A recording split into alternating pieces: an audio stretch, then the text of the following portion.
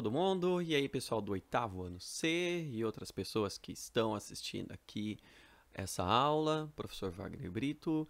A gente vai continuar falando das características parecidas das Américas, principalmente América Latina e da África. A parte 1 foi a aula da semana passada, que está aqui no canal, tá? Lembrando o pessoal do oitavo que, aliás, é duas coisas que eu preciso falar até o pessoal do oitavo, que meu óculos está até meio torto. Bom, é o seguinte. A primeira coisa é, tem que comentar aqui para ter nota de participação, tudo bem? Tem vários alunos aí que não comentaram, perderam a nota de participação, tá? Outra coisa, os vídeos do canal, eles estão divididos entre aulas do nono ano e aulas do oitavo ano. Alguns alunos do oitavo ano comentaram nas aulas dos nonos, tá? Então aí não conta como nota de participação porque não é o conteúdo que eu estou trabalhando com vocês. É óbvio que é legal vocês assistirem para ter um conhecimento maior em geografia, só que para o caso de nota, né, da composição da nota, aqueles comentários não contam. Então tomam cuidado na hora de deixar o comentário, verifica se ele está lá separadinho na lista dos vídeos do nono ano, dos vídeos dos oitavos. Tudo bem? Mas é só isso mesmo, tá? Vamos então começar a nossa aula, que o quarto bimestre ele é curto, então dá para fechar com uma nota show. Bem, na aula passada, eu falei das características físicas, né, parecidas das Américas, principalmente da América Latina, e da África. Estou me ajeitando aqui na cadeira. Agora a gente vai ver outras características, tudo bem? A América Latina e a África, como eu coloquei aqui no slide, os problemas socioeconômicos desses dois locais do planeta são muito parecidos. Ambos sofrem com pobreza, exclusão social, degradação do meio ambiente, desigualdade de gênero e raça e vários outros problemas. Ele é muito parecido, tudo bem? Então, a gente vai ver no mapa e a gente vê pelas notícias, né? E estudando, vendo nas aulas de história, nas aulas de geografia, que muitos problemas são extremamente parecidos, tá? Para vocês verem aqui, eu trouxe um mapa trazendo o IDH, Índice de Desenvolvimento Humano, do ano de 2019. Tudo bem? O IDH de 2019, ele utiliza os dados, informações de 2018. Quando sair o IDH de 2020, vai estar com os dados de 2019. Então, é sempre as informações do ano anterior. Tudo bem? Bom, então vamos lá. O IDH, vamos lembrar, né? Quanto mais próximo do 1, melhores as condições de vida desse país. E quanto mais próximo do 0, piores são as condições. Tudo bem? Não existe um local 1, seria utópico, mas também não existe um lugar 0. Tá? Então é sempre essa flutuação. Tudo bem? Bom, o que a gente percebe? Que quando a gente olha aqui para as Américas, principalmente para a América Latina, lembrando que a América Latina é do México em diante, tá? A gente ignora os Estados Unidos e ignora o Canadá, eles são América anglo-saxônica. A América Latina a gente percebe que tem um IDH entre médio e alto, tá? Com alguns locais considerados muito altos. E aí quando a gente olha para o continente africano, aqui, a gente percebe que o IDH flutua entre o baixo e o médio. Tudo bem? Tá? Então, são dois locais em que os IDHs, com raras exceções, conseguem ir para o muito alto, mas de forma geral ele está ali variando entre o alto e o médio, em alguns casos com o IDH considerado baixo. Então vamos relembrar aqui o que nossa senhora, o que o IDH analisa. Ele analisa a renda, né, que é o PIB, ele analisa a educação, né, e ele analisa a saúde. Então, quanto mais próximo do 0, então esses itens eles se apresentam de forma deficitária. Tudo bem? Então a gente já percebe que tanto na América Latina quanto na África, esses três índices calculados pelo IDH não são bons, são, né, médio para alto e em alguns casos até baixos. Se a gente começa a olhar para as outras regiões do planeta, como na Europa, na América anglo-saxônica, em alguns países da Ásia, da Oceania, a gente percebe que a maioria deles está tudo no alto. Então, é uma questão a ser resolvida na América Latina e na África. Tudo bem? Eu já gravei uma aula sobre o IDH explicando como ele funciona, quais são os seus problemas. Recomendo procurar aqui no canal, caso você ainda não lembre ou quer se aprofundar, tudo bem? Outro índice importante para ver a questão da desigualdade é o índice de Gini. O índice de Gini ele vai verificar a desigualdade entre a parte mais rica e a parte mais pobre desse país, ou região, se a gente quiser analisar dentro de um país. Tudo bem? Então, os 10% mais ricos, eles estão quão distante dos 10% mais pobres daquele país, tá? A diferença de riqueza entre eles. Enquanto que o IDH fala que quanto mais perto do 1, melhor, e quanto mais perto do 0, pior, o índice de Gini ele inverte. Quanto mais perto do 0, melhor, e quanto mais próximo do 1, pior. Em alguns locais, ele vai mostrar o índice de Gini entre 0 e 100. Em outros, vai mostrar entre 0 e 1. É a mesma coisa, a única diferença é que um está multiplicando por 100 e o outro não, mas os valores são os mesmos. Tudo bem?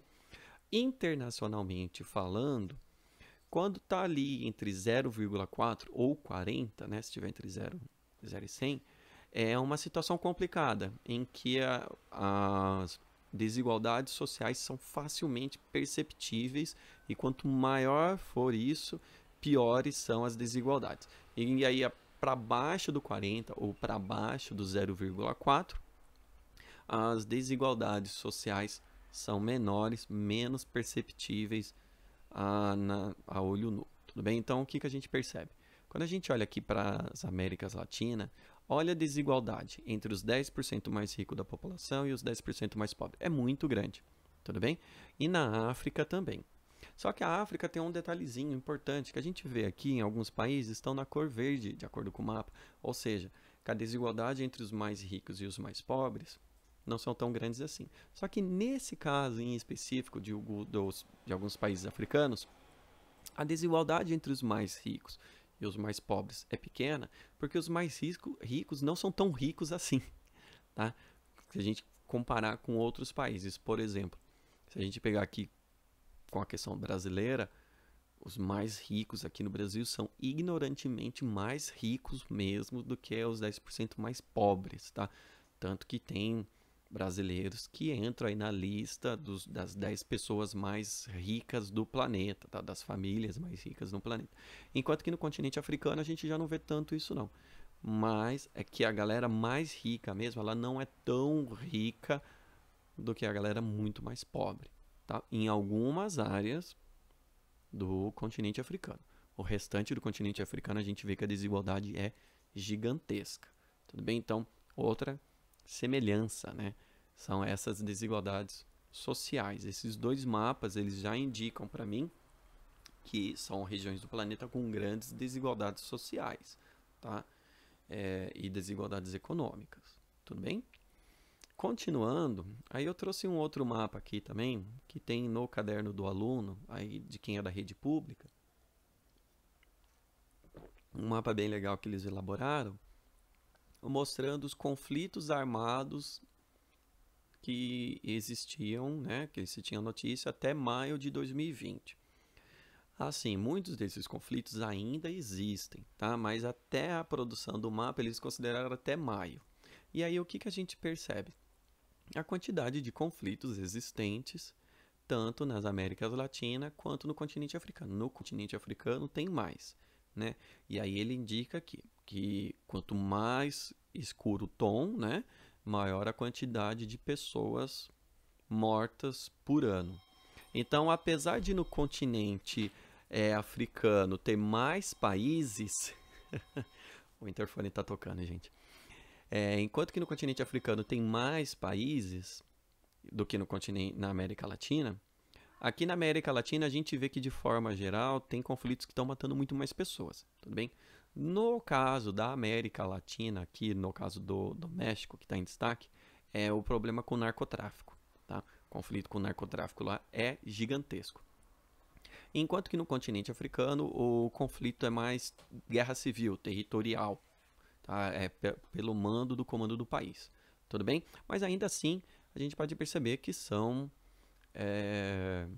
locais de altamente conflito. Pô, professor, eu tô vendo aqui o Brasil tá em cinza, mas eu vejo tantas notícias de violência, eu vejo tanta notícia ruim aí, como assim a gente não tem não aparece nesse mapa? É porque no Brasil não tem, de fato, um conflito armado entre grupos de forma tão intensa a, de gente querendo derrubar o poder através da luta armada, ou facções que estão brigando no nível de estar matando muita gente por ano. A gente tem conflitos, sim, a gente tem casos de violência, sim, a gente tem conflito entre facções, só que a quantidade de mortes reportadas por esse conflito não são suficientes para entrarem nesses casos, não são conflitos assim tão grandes, tá? A maior parte do conflito a gente vê entre a polícia e traficantes. Tudo bem? Tá? Bom, continuando, então a gente vê, né, outra característica parecida que é a questão da violência armada, tá? Outra coisa que é importante que eu trouxe aqui para a gente ver de parecido são a questão ambiental, principalmente a questão das queimadas. Tem uma reportagem muito legal do G1, que eu vou colocar aí o link para vocês verem, que eles fizeram um satélite chamado Aqua, que fez um levantamento em 2019 dos incêndios, né, dos focos de incêndio. E aí o que a gente percebe? É muito forte também os focos de incêndio na América Latina e no continente africano, só que ele destacou alguns locais, como Brasil, Peru, Bolívia, Argentina, Angola, que são os locais em que as queimadas, né, foram mais intensas, tá? Em agosto de 2019. A gente percebe que houve queimadas no mundo todo, só que alguns locais de forma mais intensa. Então, quanto mais escuro, a maior quantidade de focos, né, locais que estavam pegando fogo. E aí, eles, nessa mesma reportagem, né, a mesma empresa que fez esse levantamento através desse satélite, eles fizeram uma análise, né, da quantidade de queimadas de janeiro a agosto de 2019 e compararam com a mesma quantidade de queimadas de janeiro a agosto de 2018. E olha só o que a gente vê. A gente vê países, os maiores focos são países da África e países da América Latina. No caso dos países africanos, Angola, República Democrática do Congo e Zâmbia.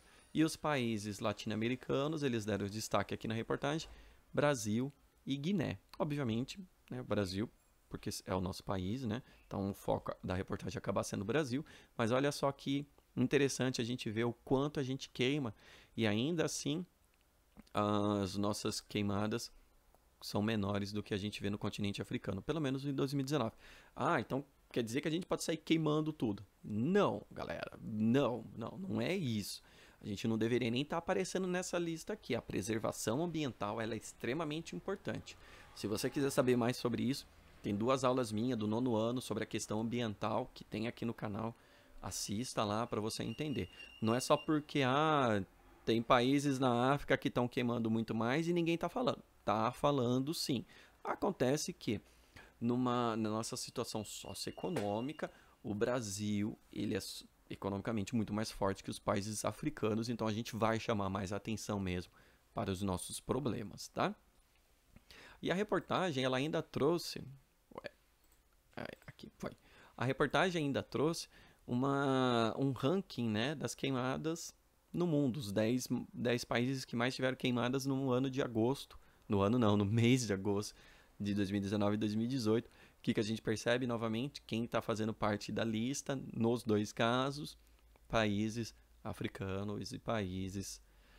africanos e latino-americanos, tudo bem? E aí ele fez um ranking, ó, o Brasil em 2018 estava em 4º, em 2019 subiu para 2º lugar, tudo bem?